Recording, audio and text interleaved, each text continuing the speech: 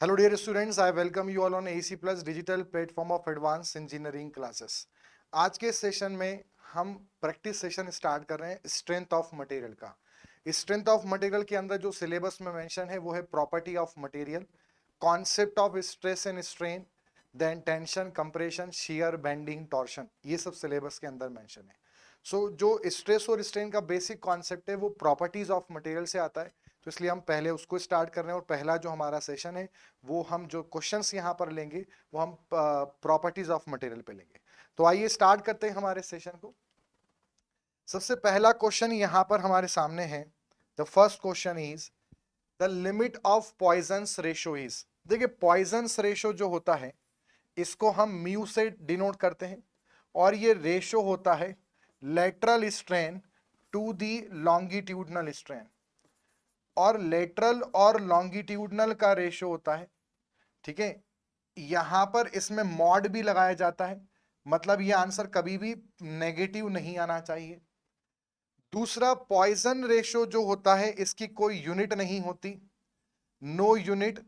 और ये भी ध्यान रखना है कि इसका डायमेंशन भी नहीं होता, क्योंकि स्ट्रेन का, दोनों स्ट्रेन का रेशो है, और स्ट्रेन की वैसे भी यूनिट नहीं होती है। स्ट्रेन होता है change in length upon original length, तो स्ट्रेन भी यूनिटलेस क्वांटिटी है, तो इसकी यूनिट भी नहीं है, इसका डायमेंशन भी नहीं है। सबसे मेन पॉइजन रेशो का जो रेंज है, जो थ्योरेटिकल रेंज है, पॉइजन रेशो की वैल्यू कहां से कहां तक लाए करती है, तो वो होता है 0 to 0.5। और साथ में अगर पॉइजन रेशो की प्रैक्टिकल रेंज पूछी जाए, मतलब सारी बॉडी इसमें हम कवर कर लें, तो वो है -1 to 0.5, ठीक है। अगर थ्योरेटिकल रेंज की बात करें, थ्योरेटिकल रेंज का मतलब ये है कि जो बॉडी सोम में इलास्टिक बॉडीज जो हुक्स लॉ को फॉलो करती हैं, जो नहीं करती हैं और करती हैं, सबके लिए अगर बात करें तो -1 to 0.5, मतलब पॉइजन रेशो के लिए, इलास्टिक बॉडी के लिए मिनिमम वैल्यू जो हमारे पास होगी, जो हुक्स लॉ को फॉलो करती हैं, वो 0 होगी और मैक्सिमम 0.5। और वहीं पर सभी बॉडीज की बात करें तो सबसे लोएस्ट वैल्यू -1 होगी और हाईएस्ट वैल्यू 0.5। 0.5 से ऊपर पॉइजन रेशो नहीं होता। आपसे ये भी पूछ सकते हैं रिजिड बॉडी का पॉइजन रेशो क्या होता है, या कॉर्क का पॉइजन रेशो क्या होता है। कॉर्क भी एक रिजिड बॉडी, कॉर्क जिससे क्रिकेट की बॉल बनती है, तो वो 0 इसका आंसर होगा, ये ध्यान रखना है। तो हमसे क्वेश्चन पूछा है लिमिट। लिमिट मतलब लास्ट पॉसिबल वैल्यू, लिमिट मतलब लास्ट पॉसिबल, तो लास्ट पॉसिबल वैल्यू क्या होगी पॉइजन रेशो की, आंसर होगा 0.5। नेक्स्ट क्वेश्चन पे चलते हैं। अगला हमारे पास क्वेश्चन है, the Poisson's ratio mu is defined as the ratio of axial strain to transverse, axial to shear, shear to axial. ये तीनों आंसर गलत हैं, क्योंकि पॉइजन रेशो का आपको रेशो मैंने क्या बताया, lateral strain to the longitudinal strain, मतलब इसका जो सही आंसर है वो है none of this. Lateral to longitudinal strain का रेशो है। Next, the ability of the material to energy to absorb the energy till the breaking or rupture. Breaking point या रप्चर पॉइंट तक मटेरियल जितनी maximum energy absorb कर सकता है।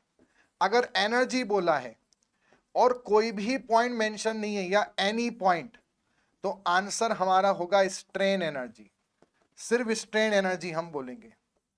पर अगर हमसे बोला है कि ब्रेकिंग पॉइंट तक वो कितनी मैक्सिमम एनर्जी स्टोर कर सकता है, रप्चर पॉइंट तक, तो हमारा आंसर होगा टफनेस।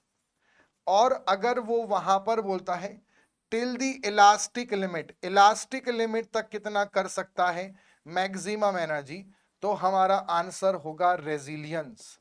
क्या होगा, रेजिलियंस। तो अभी इसने क्या बोला है, टिल ब्रेकिंग और रप्चर, तो सही आंसर क्या होगा, टफनेस।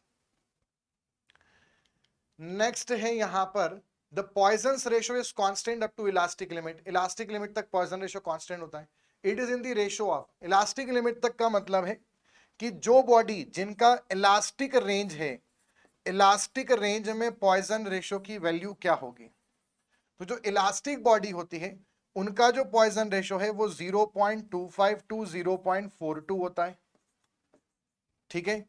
तो 0.25 से उसको हम 0.33 भी मान सकते हैं, और ये होता है 1/4 और ये होता है 1/3, ठीक, तो ये हमारे पास आंसर क्या होगा इसका 1/4 to 1/3। अगर प्लास्टिक बॉडी का पूछा जाए, प्लास्टिक रेंज में पूछा जाए किसी भी बॉडी के लिए, इलास्टिक लिमिट के बियॉन्ड पूछा जाए तो आंसर होगा 0.5।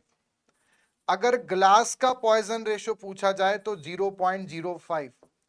कॉन्क्रीट का पॉइजन रेशियो पूछा जाए तो आंसर होगा 0.1 to 0.2, और रिजिड बॉडी का पूछें तो आंसर होगा 0। नेक्स्ट है linear force deformation relation. Linear force deformation मतलब कि पी डेल्टा जो फोर रिलेशन है वो ऐसा हो, तो ये ऐसे ही मटेरियल का होता है जो हुक्स लॉ को ओबे करते हैं, जिनमें स्ट्रेस प्रोपोर्शनल टू स्ट्रेन हो, ऐसे ही मटेरियल में पी डेल्टा लीनियर होता है। तो सही आंसर क्या होगा? जिनका इलास्टिक स्ट्रेन प्रॉपर्टी हो, जिनमें प्लास्टिक हो नहीं, जो रिजिड है नहीं, जो हुक्स लॉ को ओबे करें। जो हुक्स लॉ ओबे करते हैं, हुक्स लॉ बोलता है स्ट्रेस प्रोपोर्शनल टू स्ट्रेन, तो उनका जो पी है वो भी डेल्टा के प्रोपोर्शनल होगा।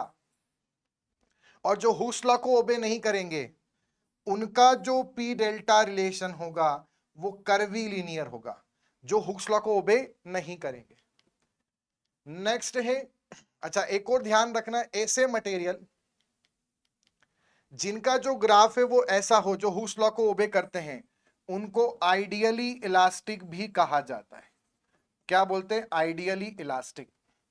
तो हमने सारे ग्राफ भी देखे थे इसमें, एक बार ग्राफ भी रिकॉल कर लेते हैं। ये स्ट्रेस है और ये स्ट्रेन है। तो अगर ग्राफ आपका ऐसा है तो ये हमारा ग्राफ होता है आइडियल फ्लूइड का। ये वाला जो ग्राफ है वो होता है आइडियल सॉलिड का, ठीक है। ये वाला ग्राफ होता है आइडियल इलास्टिक का। अगर हमारे पास जो ग्राफ है स्ट्रेस स्ट्रेन के बीच में वो एक्स एक्सिस के पैरेलल हो तो ये ग्राफ होता है आइडियल प्लास्टिक का। अगर मान लीजिए ग्राफ मटेरियल का ऐसा है कि पहले ऐसा है फिर ऐसा है, तो इसको बोलते हैं ideal elastic plus ideal plastic. And last बात करेंगे, इसको बाइलिनियर कर्व भी बोलते हैं। और अगर जो ग्राफ है स्ट्रेस स्ट्रेन के बीच वो पहला ऐसा है फिर ऐसा है, तो उसको बोलते हैं ideal elastic with strain hardening. जब स्ट्रेस बढ़ता है स्ट्रेन के साथ तो उसे स्ट्रेस स्ट्रेन हार्डनिंग कहा जाता है। क्लियर? तो ideal elastic with strain hardening. Next देखते हैं the property of material by which it shows permanent deformation under load which is not recovered after removal. जब हमने लोड लगाया और लोड हटाने पर रिकवरी नहीं हो पाए तो ऐसे बिहेवियर को हम बोलते हैं प्लास्टिक बिहेवियर। अगर रिकवरी हो जाए, मटेरियल अपने ओरिजिनल शेप साइज में आ जाए तो उसको बोलते हैं इलास्टिक बिहेवियर। अगर मटेरियल में इल्ड पॉइंट जो होता है, जो हमने पढ़ा था, उसके बियॉन्ड ज्यादा डिफॉर्मेशन आए इल्ड पॉइंट के बाद भी, तो ऐसे मटेरियल को बोलते हैं डक्टाइल मटेरियल। और जिन मटेरियल में इल्ड पॉइंट के बाद स्मॉल डिफॉर्मेशन आए, ऐसे मटेरियल को हम बोलते हैं brittle material. Ductile and brittle.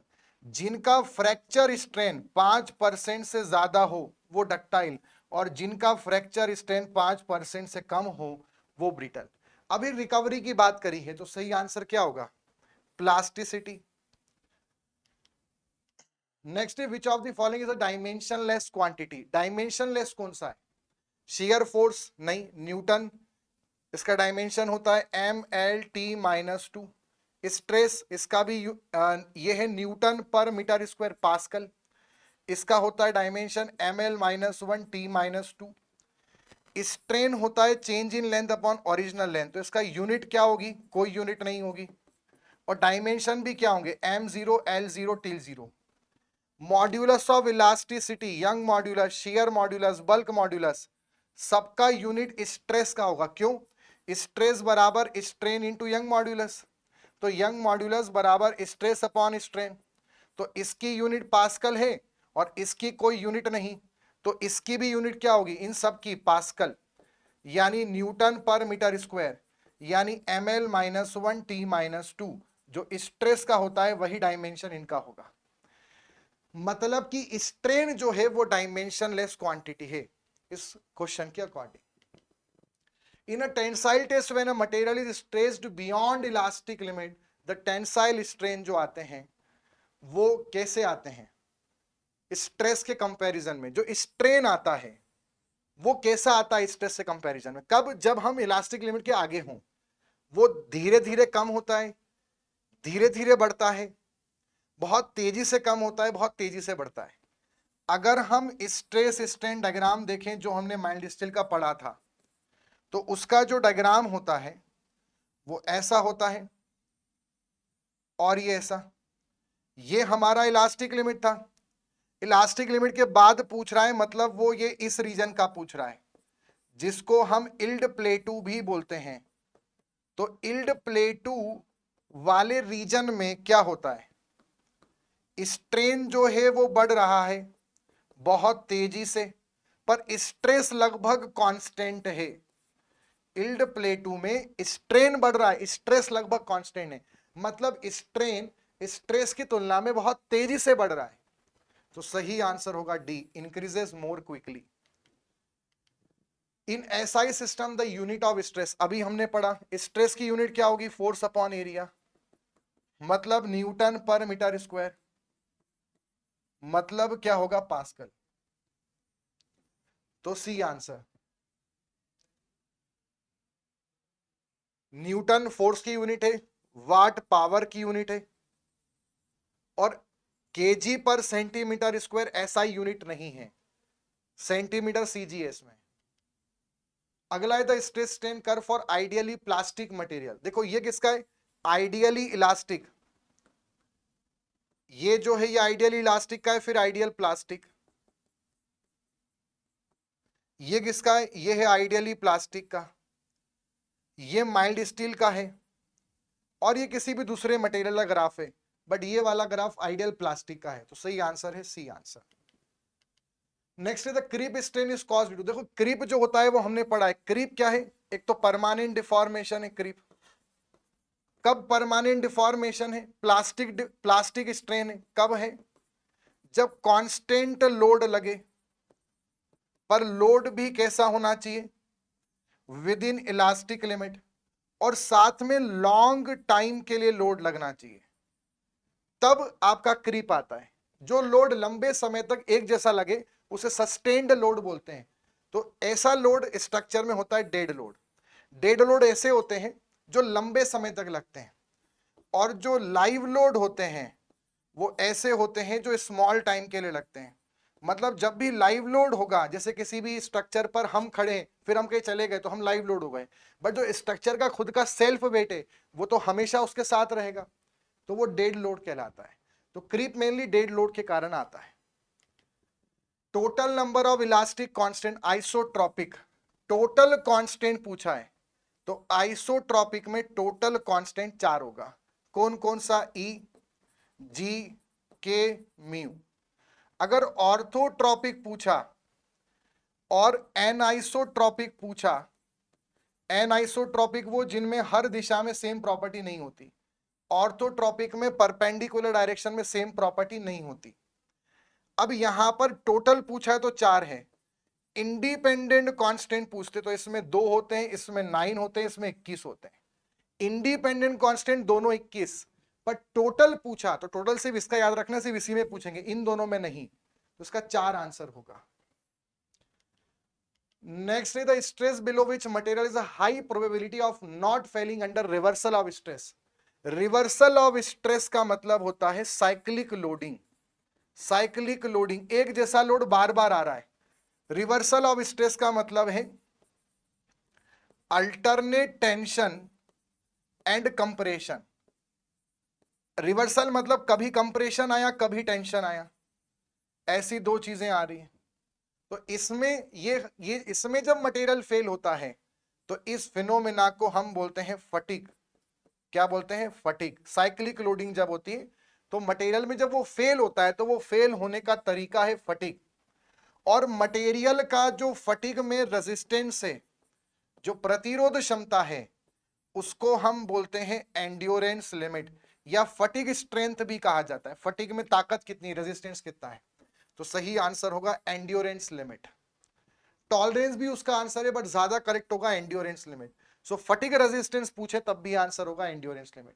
और फटीग किस कारण होता है, साइक्लिक लोडिंग। ऐसा कौन सा टर्म है जो नॉमिनल स्ट्रेस बताता है स्ट्रेस स्ट्रेन कर्व में माइल्ड स्टील के। देखो जब भी नॉमिनल वर्ड आता है, नॉमिनल मतलब नाम मात्र, नाम मात्र मतलब हमेशा होता है एवरेज स्ट्रेस, जो हम लोड अपॉन एरिया से निकालते हैं, ये जो होता है ये एवरेज होता है। और एवरेज स्ट्रेस हमेशा नॉमिनल स्ट्रेस कहलाता है। तो इल्ड स्ट्रेस गलत, स्ट्रेस स्नैकिंग गलत, एक्चुअल गलत, एवरेज स्ट्रेस। एवरेज स्ट्रेस को ही नॉमिनल स्ट्रेस कहा जाता है। If a material is identical elastic property in all direction, ऐसे मटेरियल जिसकी हर दिशा में सेम प्रॉपर्टी है वो कहलाता है आइसोट्रॉपिक। ऐसे मटेरियल जिसका परपेंडिकुलर डायरेक्शन में डिफरेंट प्रॉपर्टी हो, ऐसे मटेरियल को बोलते हैं ऑर्थोट्रॉपिक। ऑर्थोट्रॉपिक का एग्जांपल पूछे तो ध्यान रखना प्लाईवुड या वुड। एंड लास्ट, अगर सब दिशाओं में, ऑल डायरेक्शन में डिफरेंट प्रॉपर्टी है, सेम प्रॉपर्टी नहीं है, तो ऐसे मटेरियल को दो नाम है। एक तो है आइसो का उल्टा एन आइसोट्रॉपिक, और दूसरा है नॉन आइसोट्रॉपिक। दोनों एक ही होता है। सब दिशाओं में सेम तो आइसो, नहीं है तो नॉन आइसो या एन आइसो। और अगर परपेंडिकुलर डायरेक्शन में डिफरेंट है तो ऑर्थो। और ऑर्थो का एग्जांपल ध्यान रखना है बस, प्लाईवुड। उसका सही आंसर क्या होगा, आइसोट्रॉपिक। तो ये था हमारा पहला सेशन जिसके अंदर हमने स्ट्रेंथ ऑफ मटेरियल के, प्रॉपर्टी ऑफ मटेरियल से हमने क्वेश्चन करे। स्ट्रेंथ ऑफ मटेरियल का जो पोर्शन है वो उन्होंने 5th यूनिट, जहां पे इंजीनियरिंग ड्राइंग मैकेनिक्स के साथ में उन्होंने सोम के कुछ टॉपिक्स मेंशन किए हैं। तो जो नेक्स्ट सेशन होगा उसके अंदर हम जो अगला हमारा टॉपिक है इसी के, इसके भी कुछ क्वेश्चन लेंगे प्रॉपर्टीज के, और साथ में सिंपल स्ट्रेस एंड स्ट्रेन जो कॉन्सेप्ट है उस पर हम कुछ क्वेश्चंस लेंगे। सो मिलेंगे नेक्स्ट सेशन के अंदर। अगर आप इसी तरह से प्रैक्टिस करना चाहते हैं तो आप प्रैक्टिस बैच को ज्वाइन कर सकते हैं, जहां पर हम कॉन्सेप्ट्स, रिवीजन और क्वेश्चंस जो है उसको पूरा मिला जुला कर सारे क्वेश्चंस के साथ आपको सारे टॉपिक्स रिवाइज कराएंगे और काफी सारे क्वेश्चंस हम प्रैक्टिस करेंगे टॉपिक बाय टॉपिक। सो ये कोर्स जो प्रैक्टिस बैच है ये इसी एप्लीकेशन पर लॉन्च हो चुका है, आप इसको चेक कर सकते हैं। टेस्ट सीरीज अगर आपने अभी नहीं लगाई तो आप टेस्ट सीरीज लगा सकते हैं। टोटल 100 टेस्ट हम इसमें आपको प्रोवाइड करेंगे, 4000 plus question, 10 full length test. एक फुल लेंथ ऐसा है जो अनलॉक है, आप कोई भी बच्चा उसको जाके दे सकता है। आपको एसी एप्लीकेशन डाउनलोड करना है, टेस्ट में जाना है, टेस्ट में फुल लेंथ वाले फोल्डर में जाना है। पहला टेस्ट अनलॉक है, आप उसको जाके चेक कर सकते हैं कि आपने प्रिपरेशन कितना किया। बाकी 100 में से 90 टेस्ट वहां पर अपलोड हो चुके हैं, रिमेनिंग जो टेस्ट हैं वो भी कुछ टाइम के अंदर अपलोड होंगे, तो आप अपना प्रिपरेशन उससे चेक कर सकते हैं। ठीक, तो ये और अगर पूरा कोर्स अभी पढ़ना चाहते हैं, अभी भी 1 महीना है, कुछ कुछ टॉपिक आपके बचे हैं, कुछ आप खुद से पढ़ चुके हैं, तो आप लक्ष्य बैच को एनरोल कर सकते हैं। इसमें सारे टॉपिक्स डिटेल में पढ़ाए गए। सो ये था बच्चों हमारा सेशन। इस सेशन का पीडीएफ आपको AC plus app and YT discussion channel पर मिलेगा। ऑफिशियल टेलीग्राम चैनल है, इस पर आप जाकर क्लासेस का अपडेट्स और पीडीएफ ले सकते हैं। सो मिलते हैं नेक्स्ट सेशन के अंदर। Till then good bye and take care.